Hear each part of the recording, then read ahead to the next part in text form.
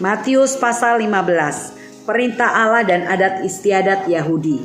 Kemudian datanglah beberapa orang Farisi dan ahli Taurat dari Yerusalem kepada Yesus dan berkata, "Mengapa murid-muridmu melanggar adat istiadat nenek moyang kita?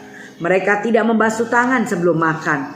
Tetapi jawab Yesus kepada mereka, "Mengapa kamu pun melanggar perintah Allah demi adat istiadat nenek moyangmu?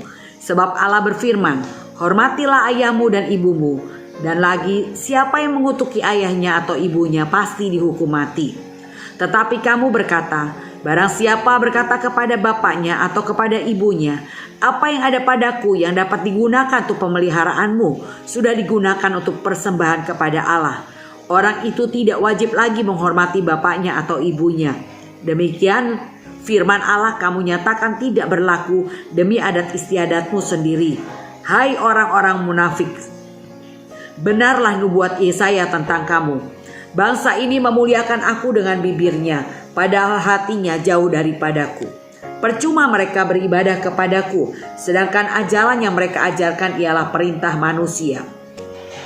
Lalu Yesus memanggil orang banyak dan berkata kepada mereka, "Dengar dan camkanlah. Bukan yang masuk ke dalam mulut yang menajiskan orang, melainkan yang keluar dari mulut, itulah yang menajiskan orang." Maka datanglah murid-muridnya dan bertanya kepadanya, "Engkau tahu bahwa perkataanmu itu telah menjadi batu sandungan bagi orang-orang Farisi." Jawab Yesus, "Setiap tanaman yang tidak ditanam oleh Bapakku yang di surga akan dicabut dengan akar-akarnya. Biarkanlah mereka orang buta menuntun orang buta. Jika orang buta menuntun orang buta, pasti keduanya jatuh ke dalam lubang." Lalu Petrus berkata kepadanya, "Jelaskanlah perumpamaan itu kepada kami." Jawab Yesus, "Kamu pun masih belum dapat memahaminya. Tidak tahukah kamu bahwa segala sesuatu yang masuk ke dalam mulut turun ke dalam perut lalu dibuang ke jamban? Tetapi apa yang keluar dari mulut berasal dari hati, dan itulah yang menajiskan orang. Karena dari hati timbullah segala pikiran jahat, pembunuhan, perzinahan, percabulan, pencurian, sumpah palsu dan hujat. Itulah yang menajiskan orang. Tetapi makan dengan tangan yang tidak dibasuh tidak menajiskan orang." Perempuan Kanaan yang percaya. Lalu Yesus pergi dari situ dan menyingkir ke daerah Tirus dan Sidon. Maka datanglah seorang perempuan Kanaan dari daerah itu dan berseru, "Kasihanilah aku ya Tuhan, anak Daud, karena anakku perempuan kerasukan setan dan sangat menderita." Tetapi Yesus sama sekali tidak menjawabnya. Lalu murid-muridnya datang dan meminta kepadanya, "Suruhlah ia pergi. Ia mengikuti kita dengan berteriak-teriak." Jawab Yesus, "Aku diutus hanya kepada domba-domba yang hilang dari umat Israel." Tetapi perempuan itu mendekat dan menyembah dia sambil berkata, "Tuhan, tolonglah aku." Tetapi Yesus menjawab, "Tidak patut mengambil roti yang disediakan bagi anak-anak dan melemparkannya kepada anjing." Kata perempuan itu, "Benar Tuhan." Namun anjing itu makan remah-remah yang jatuh dari meja tuannya. Maka Yesus menjawab dan berkata kepadanya, "Hai ibu, besar imanmu, maka jadilah kepadamu seperti yang kau kehendaki." Dan seketika itu juga anaknya sembuh. Yesus menyembuhkan banyak orang sakit. Setelah meninggalkan daerah itu, Yesus menyusur pantai Danau Galilea dan naik ke atas bukit lalu duduk di situ.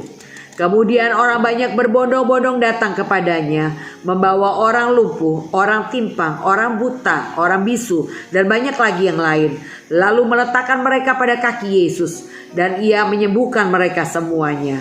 Maka takjublah orang banyak itu melihat orang bisu berkata-kata, orang timpang sembuh, orang lumpuh berjalan, orang buta melihat, dan mereka memuliakan Allah Israel. Yesus memberi makan 4.000 orang. Lalu Yesus memanggil murid-muridnya dan berkata, "Hatiku tergerak oleh belas kasihan kepada orang banyak itu. Sudah 3 hari mereka mengikuti aku, dan mereka tidak mempunyai makanan. Aku tidak mau menyuruh mereka pulang dengan lapar, nanti mereka pingsan di jalan." Kata murid-muridnya kepadanya, "Bagaimana di tempat sunyi ini kita mendapat roti untuk mengenyangkan orang banyak yang begitu besar jumlahnya?" Kata Yesus kepada mereka, "Berapa roti ada padamu?" 7, jawab mereka. "Dan ada lagi beberapa ikan kecil." Lalu Yesus menyuruh orang banyak itu duduk di tanah. Sesudah itu ia mengambil ketujuh roti dan ikan-ikan itu, mengucap syukur, memecah-mecahkannya dan memberikannya kepada murid-muridnya. Lalu murid-muridnya memberikannya pula kepada orang banyak. Dan mereka semuanya makan sampai kenyang. Kemudian orang mengumpulkan potongan-potongan roti yang sisa, 7 bakul penuh. Yang ikut makan ialah 4.000 laki-laki, tidak termasuk perempuan dan anak-anak. Lalu Yesus menyuruh orang banyak itu pulang. Ia naik perahu dan bertolak ke daerah Magadan.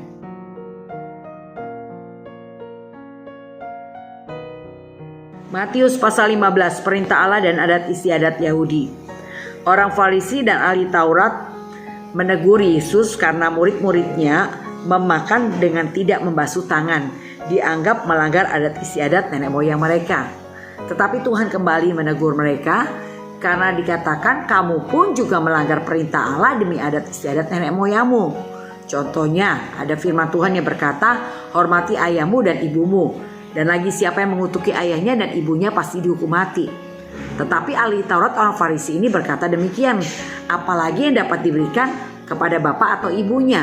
Karena apa yang ada padanya yang dapat digunakan untuk memelihara ayah dan ibunya sudah digunakan untuk persembahan kepada Allah. Maka Tuhan menegur mereka, kalau begitu kamu itu menyatakan tidak berlaku firman Tuhan demi adat istiadat yang ada padamu, kata Tuhan. Ahli Taurat orang Farisi membenarkan dirinya dengan mengatakan apa yang ada padanya dipersembahkan kepada Tuhan. Jadi dia tidak bisa memberikan lagi kepada orang tuanya. Nah, tidak boleh demikian ya saudara. Tetap firman Tuhan ya dan amin harus kita hidupi dan kita lakukan.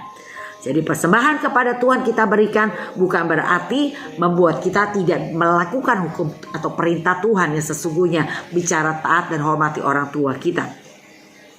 Bangsa ini memuliakan aku dengan bibirnya, padahal hatinya jauh daripadaku. Percuma mereka beribadah kepadaku, sedangkan ajaran yang mereka ajarkan ialah perintah manusia. Kalau dikatakan kita tidak bisa menjaga perkataan kita, maka sia-sia ibadah kita. Jadi bukan hanya dengan pujian, tetapi hati kita. Pujian yang dikeluarkan dari hati, itulah yang menyenangkan hati Tuhan. Jadi jangan sampai ibadah kita menjadi sia-sia saudara.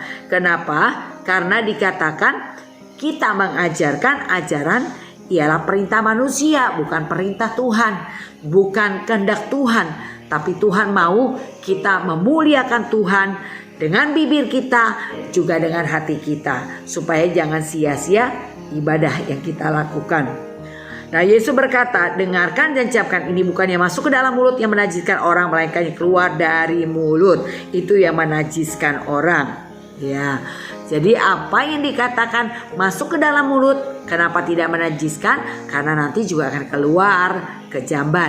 Tetapi apa yang keluar dari mulut, itu yang menajiskan orang. Karena dari hati muncullah segala pikiran jahat, pembunuhan, perzinahan, percabulan, pencurian, sumpah palsu dan hujat. Maka kita punya slogan, dari mata turun ke hati, dari hati keluar ke mulut, dari mulut menjadi penggerak seluruh tubuh. Makanya jangan sampai keluar ke mulut, harus jaga di hati. Waktu hati mulai panas, tangannya mingkem. Jangan chatting apapun menunjukkan kegalauan kita. Mulutnya juga mingkem, jangan perkatakan perkataan apapun. Karena Tuhan berkata dalam Yakobus 1 ayat 19-20 dikatakan, ketika kita hatinya panas atau ketika kita marah, maka apa yang keluar dari perkataan kita itu tidak akan menjadi berkat di hadapan orang atau di hadapan Tuhan. Jadi cepat dengar boleh, tapi lambatlah berkata-kata dan lambat menjadi marah. Dan itu yang Tuhan mau. Jadi berhenti di hati, jaga kata Tuhan hatimu dengan segala kewaspadaan. Karena kalau saudara tidak jaga hati, keluar perkataan di mulut, ujungnya adalah tindakan saudara akan menjauh daripada Tuhan. Jadi jangan sampai keluar di mulut, cukup di hati dijaga. Saudara datang kepada Tuhan, serahkan kepada Tuhan setiap masalahmu, dan saudara belajar daripada Tuhan. Praktekkan setiap kebenaran atau firman-Nya. Perempuan Kanaan yang percaya.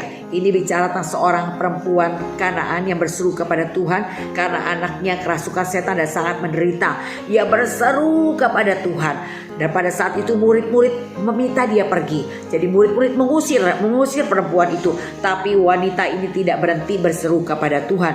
Dan Yesus berkata, aku diutus hanya kepada domba-domba yang hilang dari umat Israel. Artinya Yesus berkata, aku datang bukan buat kamu. Tidak membuat perempuan ini berhenti berseru, tapi yang dilakukan perempuan ini semakin mendekat dan menyembah kepada Tuhan. Dan ia berkata, Tuhan tolonglah aku. Yesus menjawab, tidak patut mengambil roti yang disediakan bagi anak dan melemparkannya kepada anjing. Saudara bayangkan, sudah makin mendekat dan menyembah Tuhan, bukan menerima jawaban daripada seruannya, tapi Tuhan malah mengatakan hal demikian. Tapi ini luar biasa menjadi teladan buat kita, jawaban daripada wanita ini. Ia menerima perkataan Yesus dengan berkata, benar Tuhan, namun anjing itu makan remah-remah yang jatuh dari meja tuannya. Yesus melihat jawaban wanita ini, maka Yesus berkata, hai ibu, besar imanmu, maka jadilah kepadamu seperti yang kau kehendaki. Jadi ternyata apa yang dialami wanita Kanaan ini adalah proses di mana Tuhan mau melihat seberapa wanita Kanaan ini berharap kepada Tuhan, seberapa wanita Kanaan ini percaya kepada Tuhan. Demikian juga saudara, kalau hari ini saudara belum menerima jawaban doa, bukan Tuhan gak mau jawab, Tuhan mau melihat. Ketika engkau menghadapi rintangan dan tantangan, ketika engkau berseru kepada Tuhan, Tuhan mau lihat seberapa iman kepercayaanmu kepada Tuhan, bahwa Tuhan sanggup menolongmu, Tuhan sanggup memberi solusi untuk setiap masalahmu. Diberkatilah orang yang mengandalkan Tuhan. Yesus menyembuhkan banyak orang sakit. Dikatakan ada banyak orang sakit dibawa kepada Tuhan. Ada yang lumpuh, ada yang timpang, ada yang buta, ada yang bisu, dan banyak lagi yang lain. Lalu diletakkan di kaki Yesus dan ia menyembuhkan mereka semuanya. Saudara catat, ketika engkau mengalami sakit apapun, ketika engkau datang kepada Tuhan, percayalah Tuhan mau menyembuhkan. Semuanya disembuhkan Tuhan. Jadi datang kepada Tuhan, keadaan pasti lebih baik. Yesus memberi makan 4.000 orang. Pada saat itu ada 4.000 orang berkumpul mendengarkan Yesus bercerita tentang kerajaan surga. Dan pada saat itu Tuhan berkata, karena hari sudah menjelang malam, Yesus berkata kepada muridnya, hatiku tergerak oleh belas kasihan kepada orang banyak itu. Sudah 3 hari mereka mengikut aku dan mereka tidak punya makanan. Aku tidak mau menyuruh mereka pulang dengan lapar, nanti mereka pingsan di jalan. Saudara, kita lihat betapa ngototnya orang-orang ini. 3 hari mereka ikut Tuhan dan mereka gak punya makanan. Mereka gak pergi cari makanan karena mereka tidak mau ketinggalan apa yang dikatakan Yesus. Haus dan laparnya orang-orang ini membuat hati Tuhan tergerak oleh belas kasihan. Dan Tuhan berkata kepada muridnya bahwa mereka harus diberi makan. Ya, jadi muridnya bilang, bagaimana mungkin? Dan Tuhan berkata, apa yang ada padamu? Yesus berkata kepada mereka, para murid.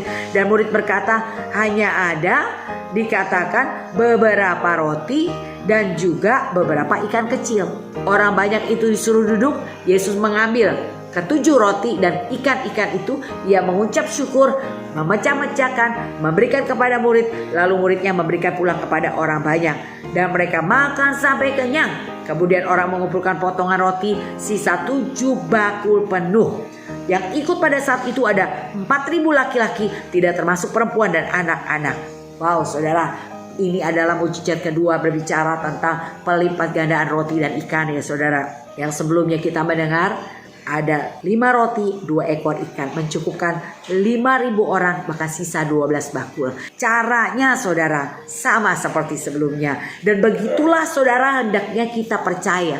Bukan hidup kita bukan karena melihat tapi karena percaya. Ucapkan syukur kepada Tuhan untuk apa yang kau terima. Dan kau akan kagum dan heran karena Tuhan mencukupkan apa yang kau butuhkan. Dan kau tetap hidup. Dan kau tetap sehat. Dan beserta anak-anakmu tetap dalam pemeliharaan Tuhan.